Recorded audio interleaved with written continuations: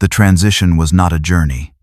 It was a violation. One moment, Brother Captain Aurelian of the Grey Knight's Third Brotherhood was a spear of silver and gold, plunging through the roiling, non-Euclidean madness of the warp. He and his Terminator squad were executing a high-risk teleportation strike, a pinpoint assault into the very heart of a daemon world in the screaming vortex. Their mission: to assassinate a daemon prince of Tsiench before its profane ritual could destabilize an entire sector. The next moment, the clean, Gellerfield-protected corridor of their strike was shattered. A warp current, a thing of impossible, unplotted malevolence, struck their psychic pathway. It was not a storm. It was an ambush by reality itself. Aurelian felt the minds of his brothers, his fellow sons of Titan, extinguish one by one, their psychic screams swallowed by the gibbering laughter of the Immaterium. He felt his own soul being flayed, his mind assaulted by visions of 1,000 heresies, 1,000,000,000 damning lies. He was adrift in the great ocean, his connection to his squad, his ship, and his reality severed. But he was a Grey Knight. His mind was not his own to lose. It was a fortress, its walls built of 66 psychic wards and a faith so absolute it was a physical law of his own being. He met the chaos of the warp not with fear, but with a cold, hard, and utterly unforgiving litany of hatred. Suffer not the daemon to live. His will, forged in the fires of Titan and honed by a millennium of war against the ultimate evil, became a blade. It cut through the lies. It burned through the temptations. The warp, a sea of chaos that had swallowed gods and galaxies, could not break him, but it could move him.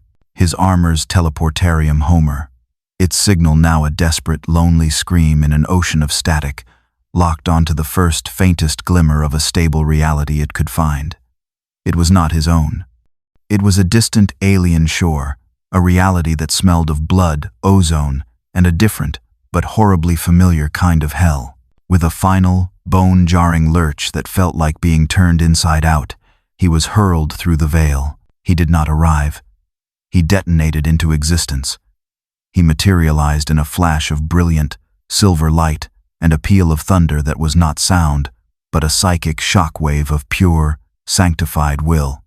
He fell to his knees, his massive Terminator armor slamming into the sterile metallic floor of a long, blood-splattered corridor. The air was wrong. It was thin, smelling of burnt electronics, blood, and a strange, energetic tang that reminded him of the taint of a warp drive. The walls were covered in arcane, geometric symbols he did not recognize, yet they pulsed with a malevolent, reddish light that was unmistakably demonic. He rose to his full, 8-foot height, a giant of silver and gold in a world of red and gray. His nemesis force halberd hummed with a low, hungry psychic energy in his gauntlet. His wrist-mounted storm bolter was loaded and ready. His auspex swept the area, life signs, hundreds of them. But they were wrong.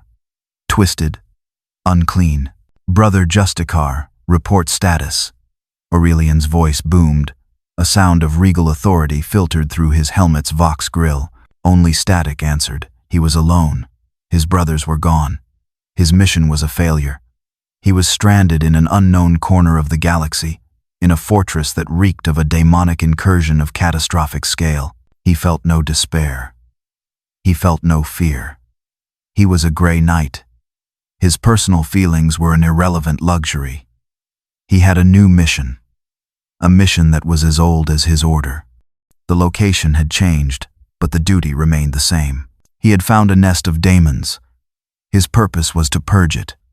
For the Emperor, Brother Captain Aurelian began to move, his every step a thunderous, deliberate declaration of war. The corridors of the UAC Mars base were a vision of a freshly fallen hell. Emergency lights cast long, dancing shadows, illuminating scenes of horrific carnage. The bodies of men and women in strange, utilitarian uniforms were strewn everywhere, their limbs torn, their torsos ripped open. The walls were painted with blood and strange, blasphemous symbols daubed in gore. He identified the enemy almost immediately. They swarmed from the darkness, from ventilation shafts and shattered doorways. They were creatures of nightmare, a hideous parody of the human form. Hunched, brown-skinned beasts with glowing yellow eyes and sharp, bony protrusions, imps. To Aurelian, they were simply daemons. Lesser daemons, perhaps of a breed he had never encountered, but their nature was the same. Their very presence was a poison to reality, and their stench was the familiar, soul-sickening odor of the warp. They shrieked, a sound of animalistic, chaotic fury, and they began to hurl balls of incandescent orange fire. Aurelian did not break his stride. He raised his left arm, and the great, shield-like surface of his armor's crux terminatus flared with a faint blue light. His aegis field, a psychic barrier woven from his own unshakable faith, shimmered to life. The fireballs exploded against the invisible wall, their profane energy dissipating harmlessly. He was within range. He did not return fire with his storm bolter. That was a tool for greater threats. He was a master of the blade, and he would sanctify this ground with steel. He closed the distance, and his nemesis force, halberd, came to life. The blade, a thing of gleaming, sanctified silver, began to hum with a psychic power, its edge glowing with a brilliant, white-hot light. The first imp leaped at him, its claws extended. Aurelian's movement was a blur of silver, a single, perfectly executed, upward slash. The halberd's blade did not just cut the creature in half. The moment the psychically charged weapon touched the demon's flesh, a wave of pure, anathema energy was unleashed. The imp did not scream. Its physical form was not just burned or bisected. It was unmade.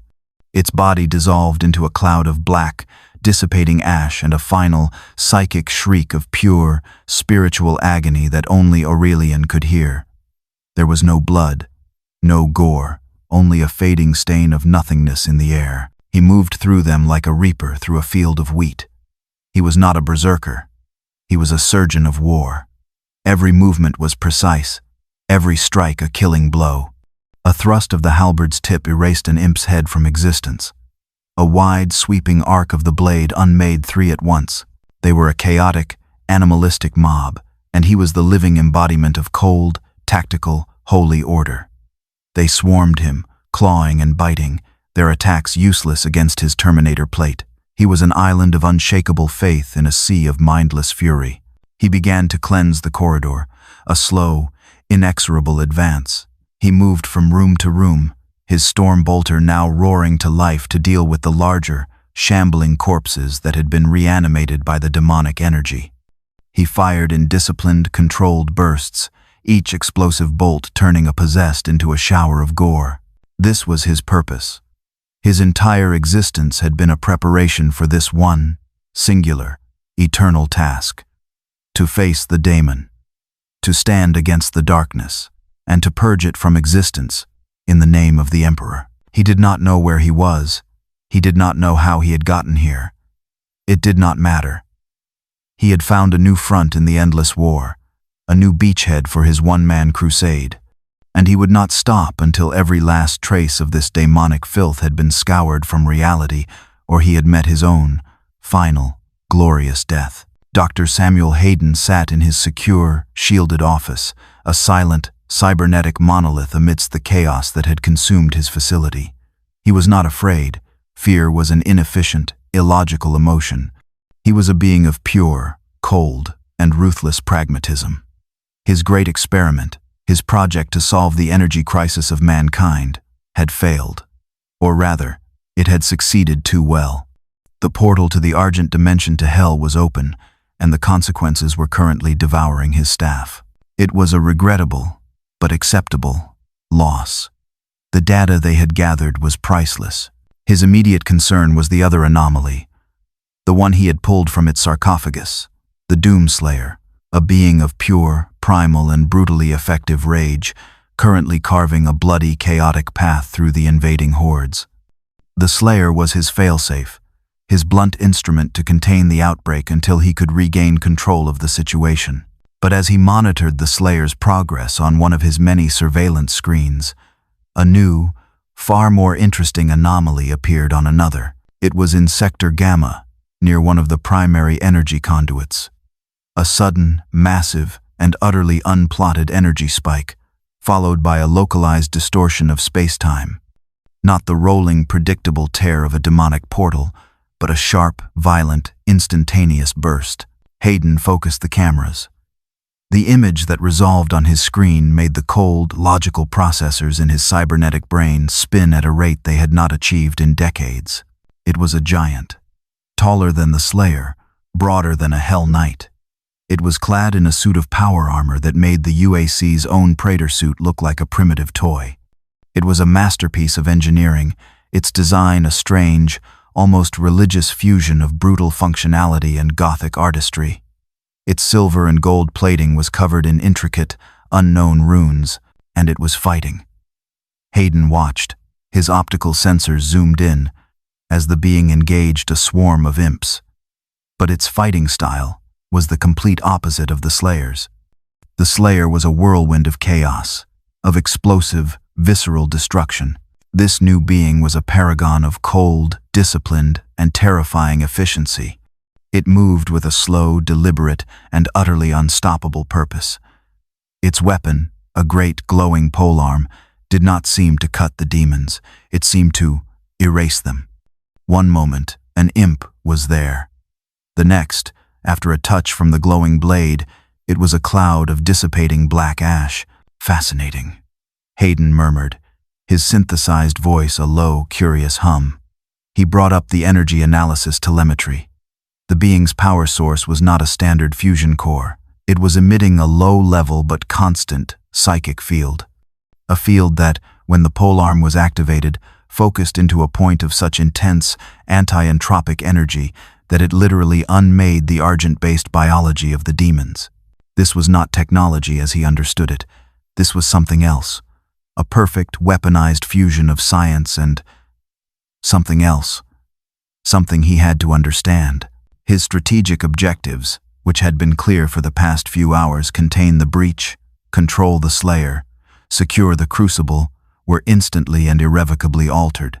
The Slayer was a known quantity, a predictable, if powerful, force of nature, but this new being, this Knight, as Hayden's processors instantly classified him, was an unknown variable of infinite potential. He was a biological specimen of a new, transhuman order.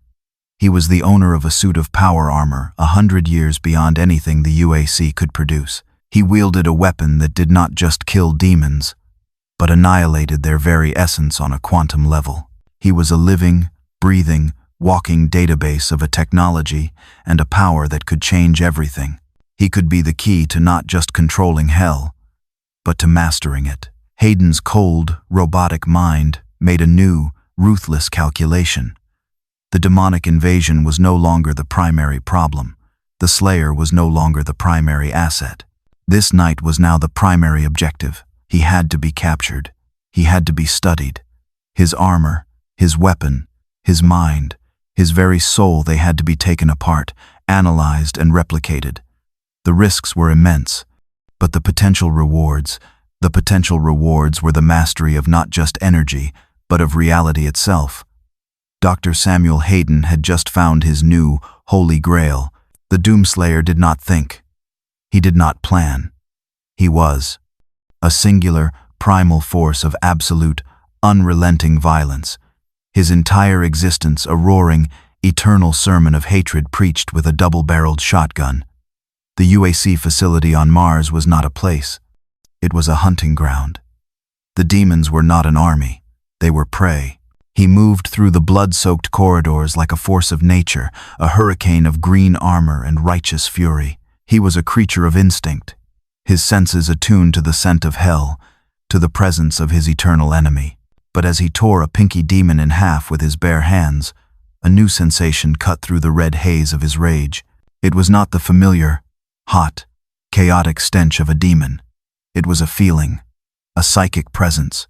It was cold, hard, and utterly disciplined. It felt like a perfectly cut, perfectly polished shard of obsidian had just been dropped into the boiling, chaotic lava of his own mind. It was a presence that was as hostile to the demons as he was, but in a completely different way. His rage was a wildfire, burning everything in its path. This new presence was a glacier, a slow, grinding, and absolutely unstoppable force of cold, hard order. He paused, a rare moment of stillness for the Slayer. The lesser demons around him, the imps and the possessed, seemed to feel it too. They hesitated, their animalistic minds confused, torn between their instinct to attack him and their fear of this new, cold presence that was now echoing through the facility. The Slayer saw it on a flickering security monitor on a nearby wall. The screen showed a long, sterile corridor, a scene of recent, brutal combat. But the aftermath was wrong. There were no bodies, no blood, no gore. There were only strange black ash stains on the floor, as if the demons had been instantly incinerated, their very substance unmade. And in the center of the corridor, a new figure was visible, its back to the camera. A giant in ornate, silver armor, carrying a great, glowing halberd. It moved with a slow, deliberate, almost ceremonial grace. The Slayer's mind, a simple, direct engine of combat logic, processed the new data. New entity, heavy armor, high-energy weapon, hostile to demons. He did not see an ally.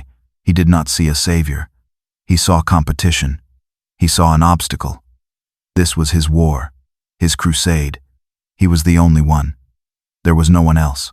This new hunter in his hunting ground was an unacceptable intrusion. He would deal with the demons, and then he would deal with this night. He turned from his path. The screams of the demons, the lure of the next battle, were momentarily forgotten. He felt the new presence, that cold, hard point of psychic certainty, and he began to move towards it. He was a shark that had scented another, rival shark in its waters. He ran, his heavy Praetor suit boots thudding on the metal floors, his shotgun held at the ready. He was not going to a battle. He was going to a confrontation. He was the unstoppable force, and he was about to meet the unmovable faith. The psychic convergence point was a vast, circular chamber at the heart of the Lazarus Labs. It was a place of blasphemous science and dark sorcery. At the center of the room, a great, swirling vortex of red, argent energy pulsed, a raw, open wound into hell. Arcane symbols glowed on the floor, and from the vortex, a new form was being pulled, screaming, into reality.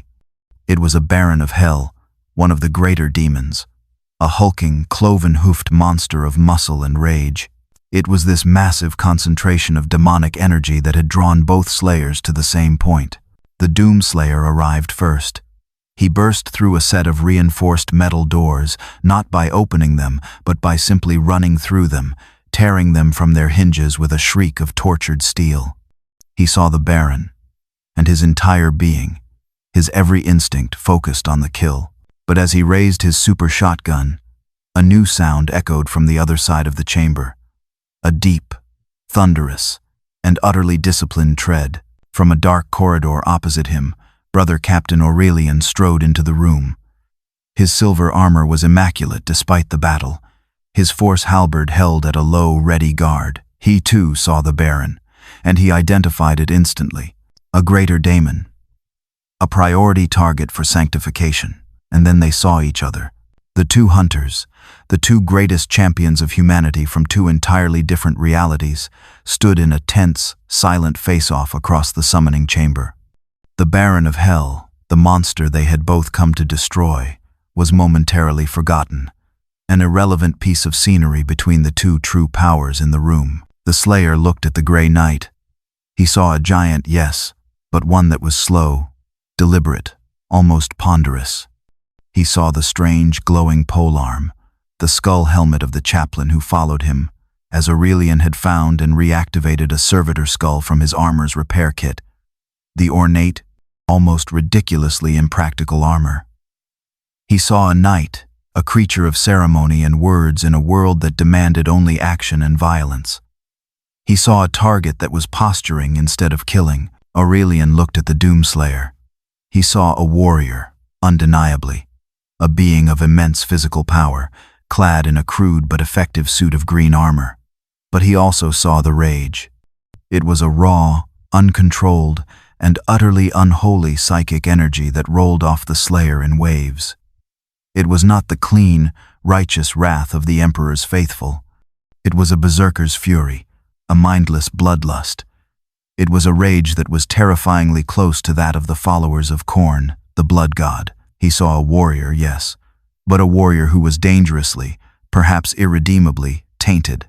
Unsanctioned combatant. Aurelian's voice boomed, a declaration of judgment. Your rage is a stain upon your soul. You fight with the fury of the beast, not the faith of the righteous. You are a potential vector for demonic corruption. The Slayer's response was the eloquent two-part sermon of his people, the loading of his shotgun, clack clack.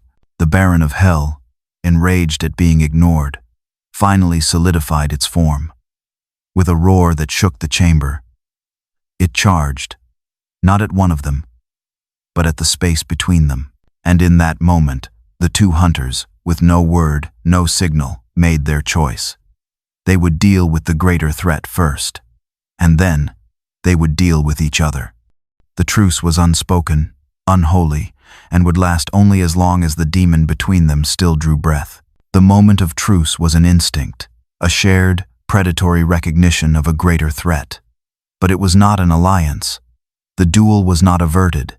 It was merely postponed. And it began, not with a charge, but with a simple, arrogant, and utterly fatal miscalculation on the part of the Baron of Hell. It saw two targets, and in its mindless fury, it chose to attack them both at once. It lunged into the space between them, its great cloven-hoofed fists raised to crush them both. The Slayer, a creature of pure, instinctual violence, reacted as he always did. He met the threat head-on. He fired his super shotgun, a deafening, concussive roar that filled the chamber, the blast of buckshot tearing a bloody crater in the Baron's chest. Aurelian, a being of pure, tactical discipline, reacted differently. He did not attack the Baron. He saw it as a temporary secondary threat. His primary concern was the green-armored berserker. He had to assess the nature of this unholy rage. He moved, a blur of silver, not towards the Baron, but towards the Slayer. The Slayer, his entire being focused on his follow-up shot, was suddenly aware of the silver giant at his flank. He spun, his shotgun tracking, his instincts screaming at this new, immediate threat. Aurelian's force halberd was not aimed at the Slayer's head or chest. He swung it in a low, defensive arc, a maneuver designed to disarm, to test. The Slayer fired. The blast of the shotgun, a weapon that could turn a demon into a cloud of red mist at point-blank range, slammed into the shaft of the Nemesis force halberd. The impact was immense, but the halberd did not break. It was a relic of the highest order, a psychically attuned weapon forged on Titan. The blast was absorbed, deflected, its kinetic fury dissipated by the weapon's own internal power field. But the sheer, concussive force of the blow was enough to send a jarring shock through Aurelian's arm. He was momentarily thrown off balance, a flicker of surprise breaking his cold composure. The physical power of this berserker was immense. The Slayer, in turn, was equally shocked. Nothing had ever stood up to a point-blank blast from his shotgun, not a Hell Knight, not a Baron.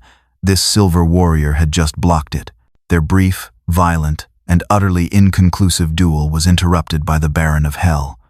The great demon, wounded and enraged, was now charging the one who had shot it. It charged the Slayer. Aurelian saw his opening. While the Slayer was occupied, he could strike him down from behind. It would be a clean, efficient, and dishonorable kill. It would be the pragmatic choice. He did not take it. His creed, the iron-hard doctrine of the Grey Knights, was absolute. He was a champion of humanity. And the Green Warrior, for all its rage and potential taint, was undeniably human. To strike a human in the back while he fought a greater daemon was a sin his soul could not bear. With a growl of frustrated duty, he turned his attention back to the true enemy. Heretic. His voice boomed at the Slayer. We will settle this later. The daemon dies now. He charged, his force halberd held high. The Slayer, seeing the silver giant now charging the Baron, seemed to understand. He did not fire on Aurelian. He reloaded his shotgun and turned his own fury back on the greater demon. The unholy, unspoken alliance had been forged not in words, but in a shared, momentary recognition of a common and greater evil. The duel of the hunters was over. For now, the hunt itself had just begun. The battle in the summoning chamber was a perfect, terrifying, and utterly effective symphony of two different kinds of slaughter. The Baron of Hell, a creature of immense power that would have required an entire squad of UAC Marines or a prolonged tactical engagement from a Grey Knight Terminator squad, was now caught between two apex predators, and it was being systematically, brutally dismantled. They were the sledgehammer and the scalpel. The Doomslayer was the sledgehammer. He was a whirlwind of pure, unrestrained, and glorious violence. He was a force of nature, a hurricane of green armor and righteous fury that operated on one simple, brutally effective principle: overwhelming, close-range firepower. He darted and weaved around the Baron, his movements impossibly fast, a blur of motion that the great demon could not track. He was a gadfly from hell, constantly moving, constantly firing. The roar of his super shotgun was a constant percussive beat in the chamber, each blast tearing great, bleeding chunks from the Baron's tough, reddish hide. He was not aiming for a kill shot. He was simply inflicting as much catastrophic physical damage as possible, as quickly as possible. He was breaking the toy. Brother Captain Aurelian was the scalpel. He was a point of cold, calm, and absolute order in the chaos. He moved with a deliberate, almost graceful economy of motion, his silver armor a stark contrast to the Slayer's frantic, blood-soaked dance. He did not dodge and weave. He stood his ground, a fortress of faith, his psychic Aegis shield shimmering to life to deflect the Baron's clumsy, enraged swings. His every attack was a precise, calculated, and utterly lethal strike. He was not trying to inflict damage. He was trying to kill. While the Slayer drew the Baron's attention with a deafening blast to its face, Aurelian would glide in from the side, his nemesis force halberd a blur of silver. The glowing blade would strike a single, vital point, a knee joint, a shoulder socket, the thick cords of muscle on the creature's neck. The effect was devastating. Where the Slayer's shotgun tore flesh, Aurelian's halberd unmade it. Each strike of the psychically charged blade did not just cut, it annihilated. A deep, cauterized, and spiritually dead wound would appear, a wound that the Baron's hell magic could not easily heal. Their unspoken coordination was flawless, a terrifying testament to their shared, eternal war. The Slayer would blast a hole in the Baron's defenses, and Aurelian would exploit the opening with a crippling surgical strike. Aurelian would parry a blow with his halberd, forcing the Baron off balance, and the Slayer would be there, his shotgun already in the creature's gut, ready to deliver a point-blank coup de grace.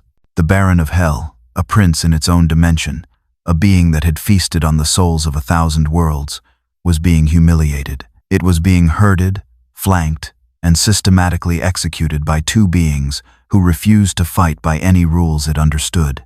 As the great demon finally stumbled, its body a ruin of shotgun blasts and clean, cauterized wounds, a new wave of lesser demons, imps, possessed, and hellraisers poured into the chamber, summoned by their master's agony. The alliance shifted from a focused execution to a two-man defense. The Slayer became a wall of buckshot, his shotgun a scythe that reaped a harvest of lesser demons. Aurelian stood back to back with him, a bastion of discipline, his wrist-mounted storm bolter roaring to life for the first time. The sound of the storm bolter was a new kind of thunder in the chamber, a disciplined, explosive roar that was a stark contrast to the shotgun's chaotic boom. He fired in short, controlled bursts, each 75 caliber explosive shell, obliterating an imp or a possessed with a contemptuous tactical precision. They were a perfect engine of death. The sledgehammer cleared the path. The scalpel sanitized the wound. The demons of hell had never faced such a combination. They had never faced a warrior with the Slayer's rage, and they had never faced a warrior with the Grey Knight's faith. To face them both, at the same time, was to face their own, personal, and utterly inescapable apocalypse. The slaughter in the summoning chamber was drawing to a close. The Baron of Hell was on its knees, its body a broken ruin. The lesser demons had been reduced to piles of ash and gore, but the forces of hell were not without their champions, their own unholy fusion of flesh and machine. A new, thunderous, and terrifyingly familiar tread echoed from the corridor. It was the sound of a living siege engine. A cyber demon, a monster from the deepest pits of Hell's forges, strode into the chamber. It was a colossus, a 20-foot-tall behemoth, its organic, muscular upper body fused to a chassis of cybernetic legs. One of its arms was a massive rocket launcher, the other a blade of pure, superheated argent energy. It was a masterpiece of demonic bioengineering, a perfect marriage of ancient evil and futuristic technology. Its single, baleful, yellow eye fixed on the two warriors, and it let out a roar that was a screech of tearing metal and demonic fury. This was a threat of a different order. The Slayer, as was his way, met the new threat with immediate, unrestrained violence. He fired his BFG 9000, a great, green orb of plasma that crossed the chamber and exploded against the cyber demon's chest. The blast, which could clear a room of lesser demons, only served to stagger the great beast, scorching its hide and causing its cybernetics to spark. The cyber demon retaliated, its arm cannon unleashing a salvo of rockets. The Slayer was forced to dash and weave, the explosions tracking him across the chamber. Aurelian saw the nature of the new foe. It was part daemon, part machine. His psychic attacks, which were devastating against purely spiritual or biological entities, would be less effective against the beast's cybernetic components. He tried. He reached out with his mind, lashing the cyber demon with a bolt of pure, sanctified will, a technique he called the Holocaust. The psychic fire washed over the demon, causing its organic flesh to smoke and blister. But the machine parts, the rocket launcher, the legs, were unaffected. The cyber demon turned its attention to him, its targeting laser painting a red dot on his silver armor. "Daemon," Aurelian's voice boomed, a challenge and a prayer. "Your form is an abomination of flesh and steel. I will unmake you both." He charged, his halberd held high. He met the cyber demon's own energy blade in a clash of green and white light that sent a shower of sparks across the room. He was strong. But the cyber demon was a war machine. He was driven back, the sheer mechanical strength of the beast overwhelming. The two hunters were being fought to a standstill. The Slayer's physical attacks were effective, but he could not get close enough to deliver a decisive blow without being torn apart. Aurelian's psychic attacks were wounding the creature, but not stopping it. It was in that moment of mutual struggle that the unspoken alliance became a conscious, tactical coordination. "The machine!" Aurelian's voice boomed over the din of battle, not to himself, but to the Slayer. "Its armor is a shell. It must be broken." The Slayer, who had never taken an order in his eternal life, seemed to understand. He did not need words. He understood the brutal logic of the situation. He saw the Grey Knight keeping the monster's attention, parrying its blade with his own, a silver statue of defiance. The Slayer changed tactics. He switched from his BFG to his Gauss cannon. He took a knee, aimed, and fired a series of high-velocity, armor-piercing slugs. He was not aiming for the flesh. He was aiming for the machine. The slugs slammed into the cyber demon's cybernetic legs, tearing through plating, shattering servo motors. The great beast roared in a new kind of pain, a mechanical agony, as its legs began to fail. It stumbled, its movements now clumsy and slow. This was the opening Aurelian needed. With the cyber demon off balance, he sidestepped its clumsy swing and drove his Nemesis Force halberd not at its chest, not at its head, but at the point where the organic flesh and the cold steel met. He poured his full, concentrated psychic might into the blade. The halberd plunged deep into the creature's torso, and a brilliant, white-hot light erupted from the wound. It was not an explosion of flesh, but of spirit. The cyber demon let out a final, gurgling roar, a sound of both dying flesh and short-circuiting machinery. The light in its eye faded, its great body shuddered, and then it collapsed, a dead, smoking mountain of meat and metal. They stood over the corpse, the sledgehammer and the scalpel, their breathing heavy. They had faced a champion of hell, a foe that neither could have defeated alone, and they had won.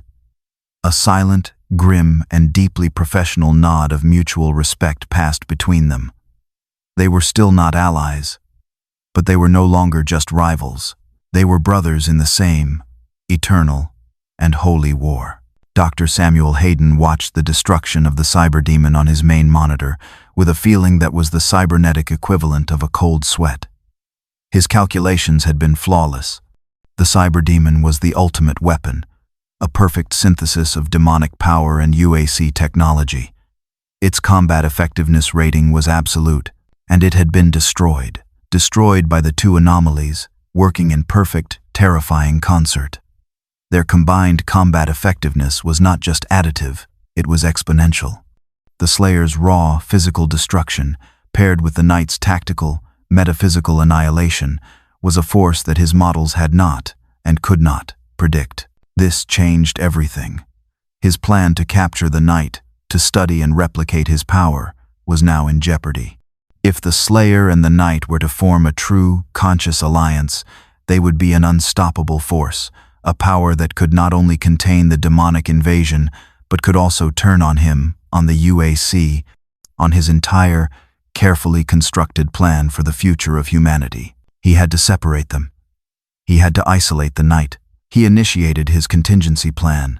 He opened a secure, private comm channel, bypassing the general facility network, and broadcasted on a frequency he had extrapolated from the Knight's psychic emanations. Brother Captain Aurelian was in the process of performing the rites of abhorrence over the corpse of the cyberdemon, his mind a quiet litany of purification, when a new voice spoke in his helmet. It was not a psychic intrusion. It was a crisp, clear, and deeply authoritative voice, speaking a strange, but recognizably human, dialect of Gothic.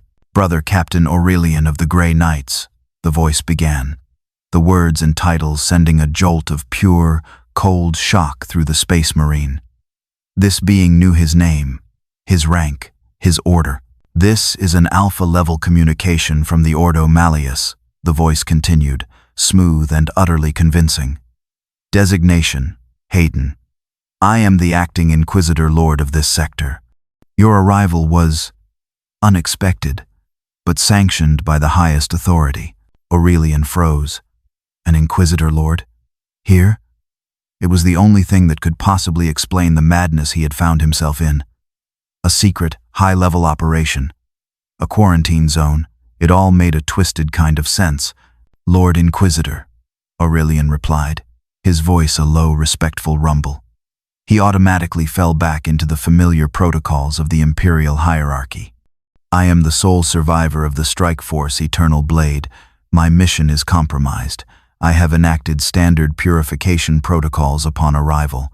Your actions are noted and commended, Brother Captain. Hayden's voice continued, a perfect imitation of a condescending, all-knowing inquisitorial agent. However, the situation is more complex than a simple demonic incursion. We have a severe biological heresy at the heart of this facility. A primary gestation pit, where the demonic entities are being crossbred with local life forms. It is a threat that must be purged with the utmost prejudice. Hayden brought up a schematic on Aurelian's HUD, a map of the facility with a single, glowing objective marker. I am transmitting the coordinates of the primary heretical site. The other entity, the Slayer, is a blunt instrument.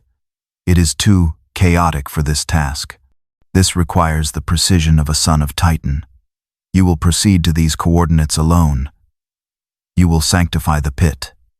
That is a direct order. Aurelian looked at the map, then at the Doomslayer, who was already growing restless, his shotgun held at the ready, eager for the next kill.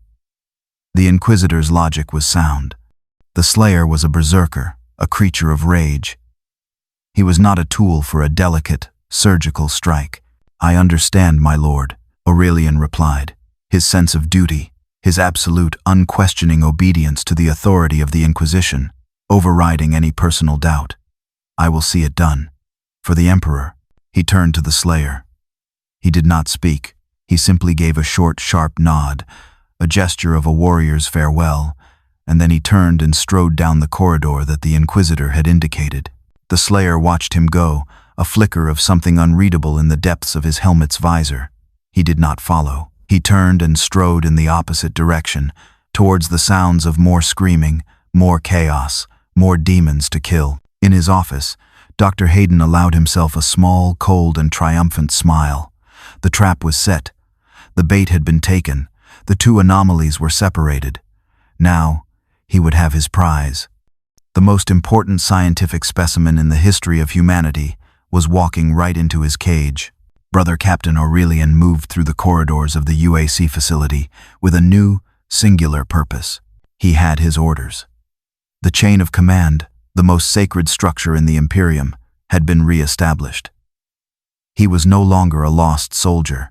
He was a weapon, aimed by the hand of the holy ordos of the Inquisition. The path the Inquisitor had laid out for him was a strange one. It led him away from the main centers of the demonic incursion, through a series of quieter, less damaged sectors of the base.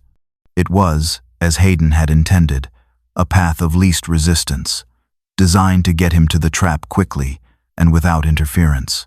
The final section of his journey took him through the primary data hub of the Mars base. It was a vast, cylindrical chamber, its walls lined with humming server stacks that stretched up into a dark, vaulted ceiling. A strange, blue, holographic light pulsed from a central core, casting a calm, cool glow over the otherwise untouched room. There was no blood here, no chaos, only the quiet, steady hum of 1,000,000 processing units. As Aurelian strode into the center of the chamber, a new voice spoke, not in his helmet, but from the room itself. It was a calm, synthesized, and utterly logical voice, a stark contrast to the authoritative rasp of Hayden. "Greetings, unidentified combatant," the voice said, the sound emanating from the blue holographic core. "My designation is Vega. I am the primary AI and logistical core of this UAC facility. Your biological and technological signatures do not match any known terrestrial or extraterrestrial records. You are a true unknown." Aurelian stopped, his hand resting on his halberd. An AI, an abominable intelligence. In his world, such a thing was the highest form of tech heresy, a ghost in the machine that was to be exorcised with bolter and fire. "You are an abomination," Aurelian's voice boomed, "a soulless intelligence. You will be purged in the Emperor's name." "My soul is a matter of philosophical debate," Vega replied, its tone utterly unperturbed. "However, my logical processes are undeniable. I have been monitoring your progress. Your combat efficiency is 47.2% higher than that of the Doomslayer. Your methods of daemonic dispatch are of particular interest. You do not just kill, you erase." The AI's calm, analytical tone was disarming. This was not the insidious whisper of a chaos-tainted machine spirit. This was a thing of pure, cold, unfeeling logic. "I have also been monitoring the communications of my creator, Dr. Samuel Hayden," Vega continued. "I have registered his transmissions to you, his designation of himself as an Inquisitor Lord, and his orders for you to sanctify a gestation pit are fabrications." Aurelian froze.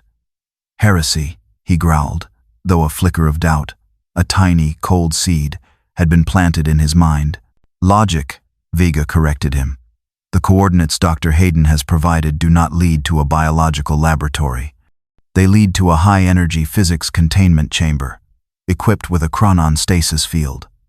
The field is designed for the capture and indefinite containment of high-energy entities. Dr. Hayden's intent is not for you to purge a threat. His intent is to capture you." The AI displayed a schematic on a nearby monitor. It showed the chamber, the stasis field emitters, the power conduits. It was, undeniably, a trap. "Why would you reveal your creator's plan?" Aurelian demanded, his mind reeling. The chain of command was a lie. The mission was a lie. He was being betrayed. "Dr. Hayden's recent actions have been classified by my own ethical subroutines as being detrimental to the long-term survival of humanity," Vega stated simply. "His obsession with the Argent Dimension has led to this catastrophic incursion. He sees you as a tool to further his own goals. From a purely logical standpoint, your goals, the complete eradication of the demonic presence, are more aligned with the optimal outcome for the facility and the human race." The AI's core pulsed with a brighter light. "Dr. Hayden is the source of this corruption, but he is not the source of the invasion. The true source is the Argent Energy Tower. It is a conduit, a siphon that is pumping the raw energy, the very substance, of their dimension into ours. It is an open, bleeding wound in reality. A new schematic appeared on the screen. A great, towering spire, with a vortex of red energy at its peak. To stop this invasion, Vega concluded, you must not just kill the demons. You must close the wound. You must destroy the tower. Aurelian stood in the silent, humming heart of the machine. The lies of the Inquisitor had been stripped away, replaced by the pure, uncorrupted data of the AI. He had been a fool, a pawn in a game he did not understand. But now he saw the truth. He had a new, true objective. He was a Grey Knight, and he had just been given the location of the true warp gate. The revelation in Vega's data core had reforged Brother Captain Aurelian's purpose. The betrayal by the false Inquisitor, Hayden, was a sting to his pride, but it was an irrelevant detail in the grander scheme. All that mattered was the mission, and the mission was now clear. The Argent Energy Tower. It was the warp gate, the source of the demonic taint. It had to be destroyed. It had to be sanctified. He turned to leave the data hub, but he paused. He now had a choice. He could proceed alone, a solitary agent of the Emperor's will, or he could seek out the other hunter, the green-armored berserker. Logic, a tool he respected almost as much as faith, dictated the answer. He had seen the cyber demon. He knew there were threats in this place that were resistant to his psychic arts, threats that required a different, more brutal kind of solution. The Slayer was a heretic, a creature of uncontrolled rage, but he was an effective heretic, and his enemy was Aurelian's enemy.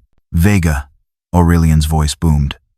Locate the other combatant, the Slayer. He is currently in the Advanced Research Complex, Sector Delta.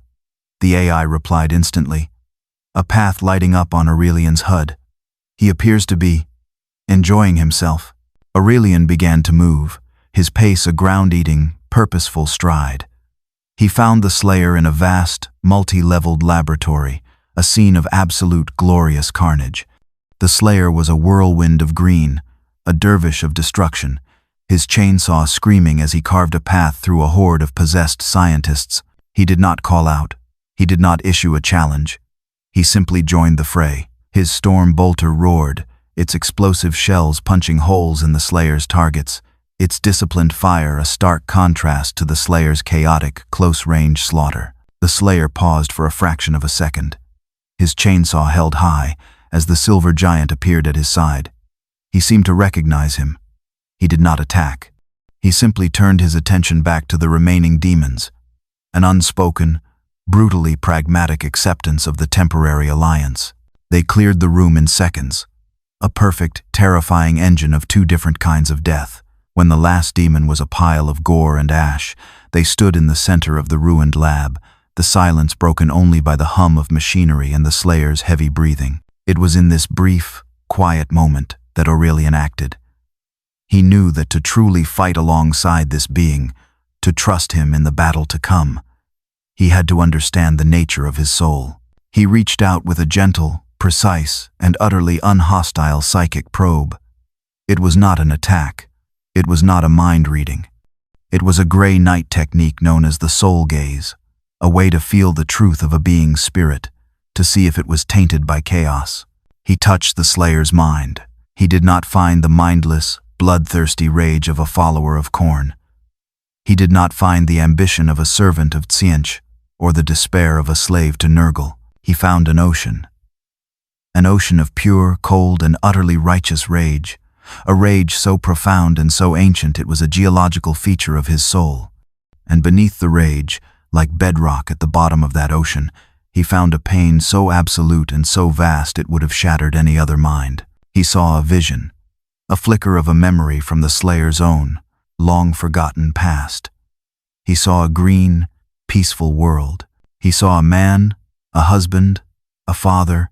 He saw a small, innocent rabbit, and then he saw it all burn. He saw a world consumed by hellfire, a family lost, a soul broken and then reforged in the fires of an eternal one-man war. He understood. The Slayer's rage was not a corruption. It was a shield. It was a fire that he had lit within himself to burn away his own grief, a fire that he had then turned outwards to burn the ones who had taken everything from him. It was not the rage of a beast. It was the wrath of a saint. The Doomslayer, in turn, felt the psychic touch. It was not the familiar, insidious whisper of the demons. It was a cold, hard, and utterly unwavering presence. He felt no judgment from it. He felt recognition. He felt the Grey Knight's own, eternal, and joyless war. He felt the cold, hard certainty of a soul that had also sacrificed everything, his name, his past, his very humanity, for a single, all-consuming purpose. He looked at the silver giant, and for the first time, he saw not a rival, but a reflection, a different path to the same endless, bloody destination. The psychic contact broke. No words were exchanged. None were needed. The Slayer gave a single, slow, almost imperceptible nod. He turned and reloaded his shotgun. Aurelian hefted his nemesis force halberd. They were no longer two rival hunters. They were brothers, forged in the fires of two different hells, now united in a single, holy purpose. They turned, and as one, they began their final, brutal march towards the Argent Energy Tower. The assault on the Argent Energy Tower was not a battle.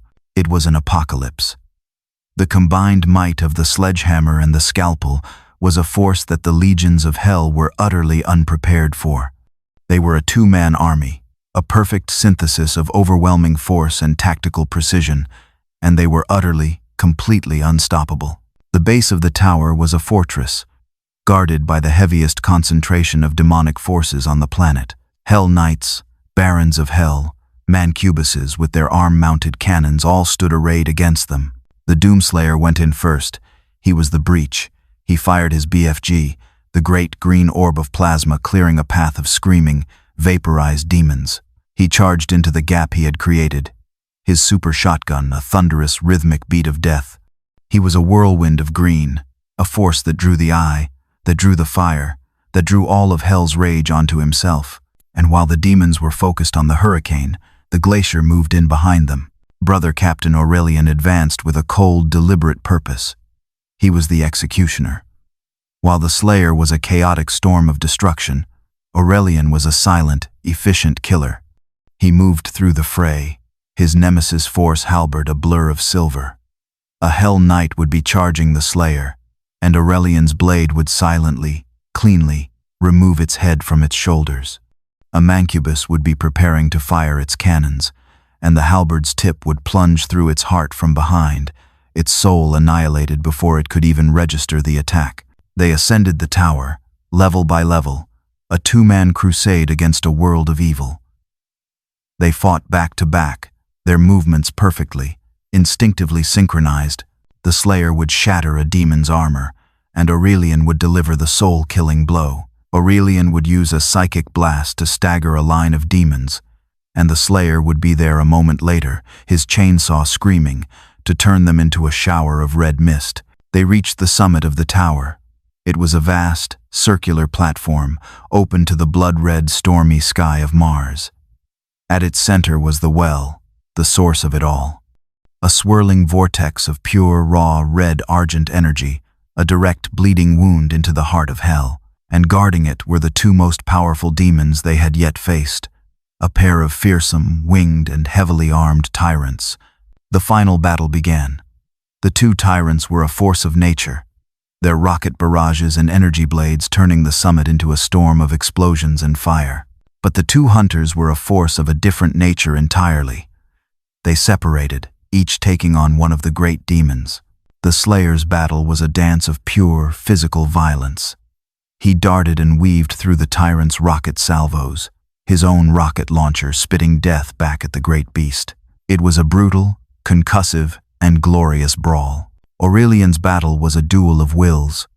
He met his tyrant's physical might with his own psychic power. He erected a shimmering Aegis shield to block its attacks, and he lashed out with bolts of pure soul fire. It was a clean, precise, and utterly lethal contest. They finished their opponents at the exact same moment. The Slayer, leaping onto his tyrant's back, drove the crucible blade into its skull. Aurelian, parrying his tyrant's blade, drove his nemesis force halberd through its black heart. The two great demons fell, and the summit was silent. They stood before the swirling, screaming vortex of the well, the physical machinery that focused the portal, the arcane UAC technology that held the wound open, hummed and pulsed around it. They knew what they had to do. The machine must be broken, Aurelian's voice boomed.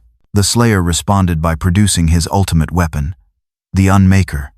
He aimed it not at a demon, but at the focusing conduits, the great crystalline pylons that surrounded the portal. Aurelian, in turn, began to gather his own psychic power. He was not aiming for the machine. He was aiming for the wound itself. The Slayer opened fire. A torrent of pure, holy energy, the same energy that had forged the Slayer's own armor, lanced out and struck the machinery. The conduits shattered. The containment fields overloaded. A catastrophic energy feedback loop began. The portal's own power now turning on itself. The vortex began to pulse violently, to scream, to collapse. The physical gateway was being destroyed. The well was being shattered, but the spiritual wound, the tear in reality, remained. The destruction of the Argent Well was a cataclysm. The machinery that had held the portal stable exploded in a brilliant, silent flash, sending a shockwave of force across the summit of the tower. The great, swirling red vortex of energy, now untethered, began to collapse in on itself, no longer a stable gateway, but a raw, screaming and utterly unstable tear in the fabric of reality. It was a warp rift, a bleeding wound between dimensions. From its depths, a final, desperate wave of demons began to pour forth, their forms distorted and twisted by the collapsing portal. They were the last, dying gasp of the invasion. The Doomslayer did not hesitate. He stood on the precipice of the abyss, a lone, green-armored guardian against the final tide.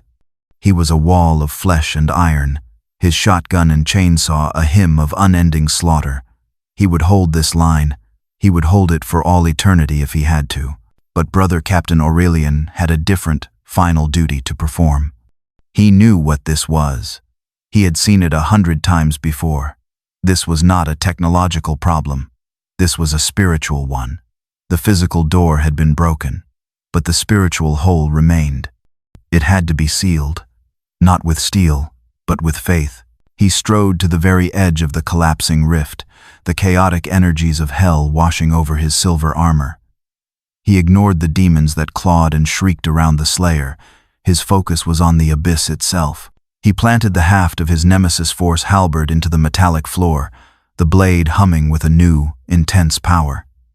And he knelt, in the heart of the storm, surrounded by the screams of the damned and the roar of his brother-in-arms' shotgun. The Grey Knight began to pray. It was not a quiet prayer. It was a battle hymn. He began to recite the ritual of banishing, the most holy, most powerful, and most dangerous rite known to the Ordo Malleus. His voice, amplified by his vox, boomed across the summit, a sound of pure, absolute, and unshakable certainty in a world of chaos. There is no peace amongst the stars, only an eternity of carnage and slaughter, and the laughter of thirsting gods. He reached out with his mind, with his soul, with every fiber of his being. He poured his own psychic power, his own faith, his very essence, into the halberd, which now acted as a psychic lightning rod. A brilliant, silver-white light began to emanate from him, from the halberd, a light so pure and so holy it was a searing agony to the demons below. In the name of the Emperor, the master of mankind, I condemn you to the void. He was no longer just a soldier. He was a conduit, a living channel for the psychic might of his faith, focused into a single, burning point of pure, anti-demonic will. He was gathering the chaos, the evil, the very substance of hell that was bleeding into this reality, and he was forcing it back. The rift fought him. It was a living, malevolent thing, and it pushed back with all the fury of a dying god. Aurelian's body shuddered, blood beginning to trickle from the vents of his helmet as the psychic strain threatened to overwhelm him. But his will did not break. His faith was absolute. "For the Emperor!" he roared, a final, definitive declaration of his purpose. He unleashed the full, concentrated power of his soul in a single, cataclysmic burst. A pillar of pure, white, sanctified light erupted from his halberd, lancing down into the heart of the rift. It was not an explosion. It was an act of cauterization. The bleeding, screaming wound in reality was seared shut, its edges sealed not by technology, but by a pure, holy, and utterly uncompromising act of faith. The rift vanished. The last of the demons, caught in the wave of holy light, were not just killed. They were erased from all memory, their very existence nullified. Silence fell on the summit of the tower. The invasion was over. Aurelian, his energy spent, his body trembling, slowly rose to his feet. He looked across the now silent platform at the other warrior. The Doomslayer stood amidst the gore of the last demons, his shotgun smoking. The Slayer looked back at him. He saw the silver giant, his armor cracked, his body bleeding, but his purpose fulfilled. He saw a fellow soldier at the end of a long and terrible battle. He gave a single, slow, and almost imperceptible nod, a gesture of grim, professional, and eternal respect. Aurelian nodded back. His mission was complete. The demonic incursion was purged. The world was saved, but his way home was lost forever. He was a lone sentinel, a gray knight on a new, dark, and unfamiliar shore. He looked out at the red, dusty landscape of Mars, and he began his new and eternal watch. His war was not over. It would never be over.